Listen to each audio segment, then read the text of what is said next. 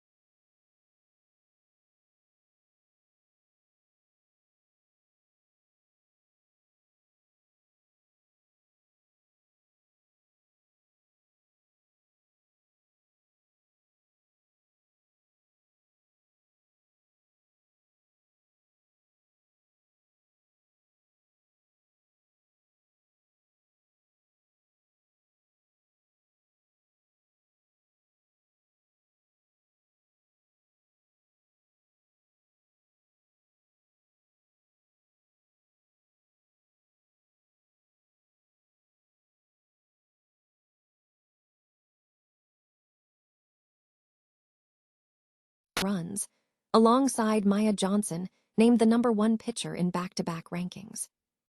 Get ready for the full breakdown of the top players across the first, second, and freshman teams. And finally, we wrap up with a look at the live entertainment scene. We're analyzing the Broadway box office grosses as awards season pushes on. Despite a new show beginning, overall grosses remain steady, but we look at the dip compared to last year and the impact of cancellations like the Book of Mormon. Don't miss out on the full story of the industry shifts, the Emmy buzz, the softball stars, and the Broadway numbers. Subscribe now and hit that notification bell so you don't miss our next deep dive. The awards trade-off is sparking a significant debate within the advertising and media industry, questioning whether the pursuit of accolades is sustainable amidst widespread workforce reductions driven by AI and efficiency demands. Recent figures indicate aggressive restructuring across major agencies, with WPP cutting 8.7% of its workforce in 2025, Omnicom eliminating over 4,000 jobs following its IPG merger, and Dentsu planning a 3,400 job reduction. These layoffs are being justified as necessary adjustments for an AI-led, efficiency-focused era. Despite this tightening of resources, the industry exhibits little restraint regarding awards. Entry volumes for major events like Cannes Lions and D and AD remain robust, and creative case films are demonstrating increasing sophistication, indicating continued high levels of participation. Internally, the narrative around awards has shifted from a vanity pursuit to a strategic investment. Agency leaders argue that participation is now selective, driven by measurable return on investment metrics such as reputation lift, earned media value, and new business inquiries. They view awards as perception levers that determine access to high-caliber mandates, while others frame them as essential social proof for global pitches. However, this strategic rationale clashes with the reality faced by employees. As agencies celebrate creative success on global stages, staff, particularly at junior and mid-levels, are grappling with job insecurity. Critics caution that an overemphasis on awards can foster an unhealthy focus on accolades rather than substantive creative work. Furthermore, the underlying talent crunch may not be a shortage of personnel, but a misalignment between evolving business models and the specific talent required. Some industry figures suggest that the focus on awards may be masking deeper issues, with concerns raised that an excessive focus on trophies might lead to an environment where real work is overshadowed.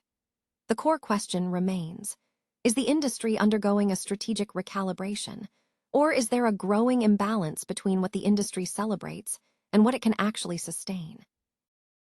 Amazon is aggressively pursuing Emmy recognition for the second season of the critically acclaimed post-apocalyptic drama, Fallout. In a strategy unveiled exclusively to channel YouTube, Amazon is aiming high, headlined by a significant career move for actor Aaron Moten, who is shifting from a supporting role to contend for the lead drama actor category. The series, based on the long-running video game franchise, has established itself as a breakout genre success, earning 17 Emmy nominations in its debut season, including wins for Creative Arts Emmys for music supervision and emerging media program recognition. Season 2, set more than 200 years after a nuclear apocalypse, deepens the mythology, placing increased focus on Aaron Moten's character, Maximus, the Brotherhood of Steel Squire whose moral development is a central narrative thread. Moten previously competed for a supporting drama actor nomination, but was not recognized in the first season. Moten will be competing alongside three-time Emmy nominee Walton Goggins, who played the fan-favorite character The Ghoul, and Ella Purnell, who is returning to the lead actress race as Lucy MacLean, the optimistic vault dweller. The cast expansion continues, with supporting drama submissions including Moises Arias, Kyle MacLachlan, Justin Theroux, Zelia Mendes-Jones, and Johnny Pemberton, while Frances Turner, Annabelle O'Hagan, and Leslie Uggams are vying for supporting drama actress honors.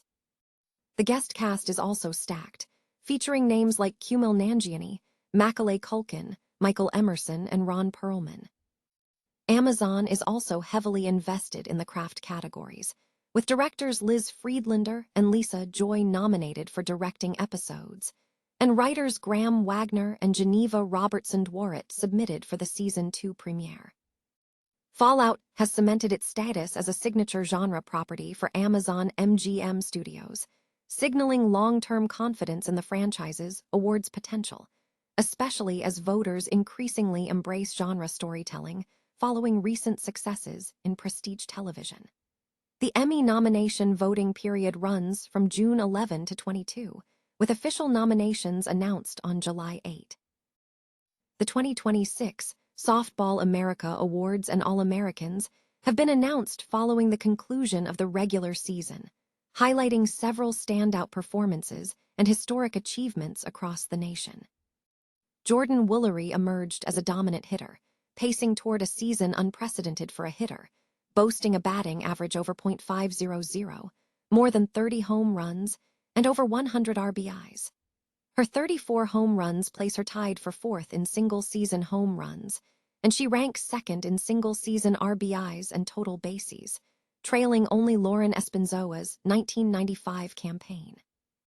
Woolery's performance included a remarkable 6-for-6 outing, including 4 home runs and 10 RBIs. On the pitching side, Maya Johnson was recognized as the #1 pitcher in back-to-back Softball America position rankings, following a stellar start to the season. Meanwhile, the lefty and future Oklahoma City Spark pitcher, Johnson, led Belmont back to the NCAA tournament, posting an elite era of 0.78 and 397 strikeouts over 215 innings.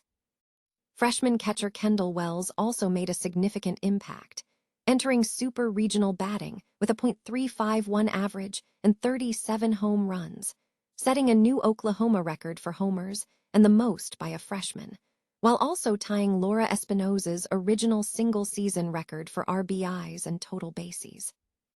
Other notable performances included Issa Torres, who demonstrated exceptional fielding prowess, finishing the season with a .989 fielding percentage. Emily Leggett finished the season with North Carolina records for home runs, 27, best slugging percentage, 1.117, and most total bases, 153, with strong offensive metrics. In the conference standings, Alabama finished second in the regular season, securing the top seed in the NCAA tournament, with key players like Patrick Murphy and Kayla Broad driving the team forward. The competition remains fierce, with Oklahoma, Florida State, and Texas Tech leading in player count among the top teams. The All-American selections were distributed across various positions, with Kendall Wells named to the first team as a C, Jordan Woolery as a 1B, and Issa Torres as a SS for Florida State. The second team featured Sydney Stewart of Arizona at catcher and Emily Leggett of North Carolina at first base. The freshman team showcased emerging talent, including Kendall Wells at catcher and Kinsey Woody at first base. Broadway's box office performance has remained relatively stable as the awards season continues to drive interest. Data from Week 51 of the 2025-2026 season indicates that overall grosses saw a slight dip of just 0.3%, totaling $38,166,527 for the week ending May 17th. This dip was accompanied by a 1.5% drop in capacity and a 0.5% decrease in attendance. A significant event this week was the cancellation of all performances for the Book of Mormon, following a fire at the Eugene O'Neill Theater on May 4th, with the show scheduled to resume on May 27th. On the lighter side, the comedy special, Celebrity Autobiography, commenced previews at the Schubert Theater on May 16th, running 3 shows during Week 51. When comparing these figures to Week 51 of the 2024-2025 season, Broadway grosses are still down 12.3%, registering $43,501,430 last year. Attendance fell by 5.2%, and capacity dropped by 3.6%, even though the number of productions running this season was the same as the previous year. Notably, Celebrity Autobiography only ran 3 previews in Week 51 of the current season, contrasting with last year when all productions were in regular performance weeks.